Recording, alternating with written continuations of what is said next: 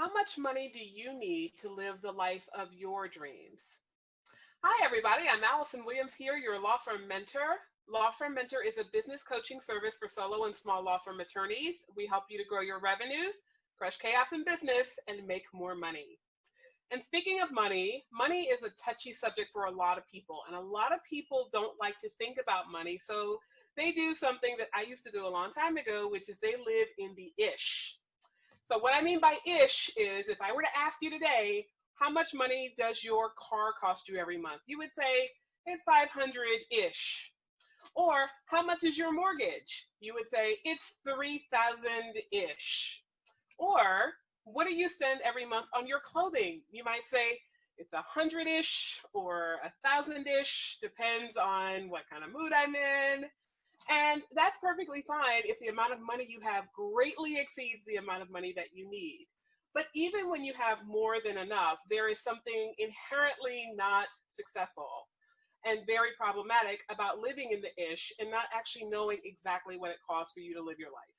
So I'm going to give you 3 very concrete reasons why that is, in hopes that you can take some of that home with you and use it to make yourself more financially successful in your law business and in your life. So, reason number 1, enough is a negative emotion. Now, what I mean by that is when we have just enough, we get into the habit of creating just enough. So we make just enough money to meet our bills every month.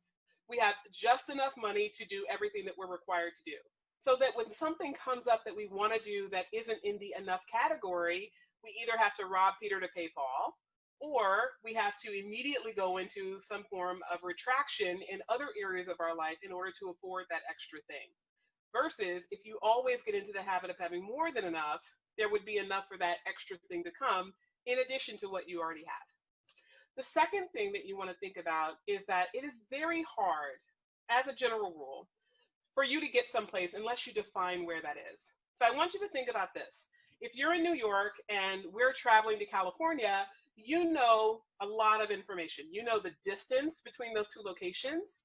You know, by and large, what methods there are for you to get from place A to place B. But if I told you I'm not going to tell you where you are and I want you to go to California, you don't know if you're flying east or west. You don't know how many days or weeks or years it could take you to get there, depending on the mode of transportation. There's a lot of things that are up in the air. So if you define where you're going, it's a lot easier for you to get there because you can make a plan. The last thing that you have to think about with living in the ish is that the ish tends to get a little iffy. And what I mean by that is when you start giving yourself rough approximations for everything in your life, those boundaries tend to expand and contract based on how you feel. So today, 500-ish might mean $525. Tomorrow, 500-ish might mean $499. And there's always going to be wiggle room. But the problem is, if your emotions are dictating what that wiggle room is going to be, you never know how much is left over in your budget for you to be able to plan to make provisions for the future. So it really becomes very important that you know exactly what you need and that you make a plan around that so that you can always create more. Now, if you struggle in your law firm to create as much as you desire, let alone always having more than enough, that's something that we can help you with here at Law Firm Mentor. I'm going to drop our scheduler in the link to the comments of this video. If you want to have a conversation, reach out. I'm Allison Williams, your Law Firm Mentor. Have a great day.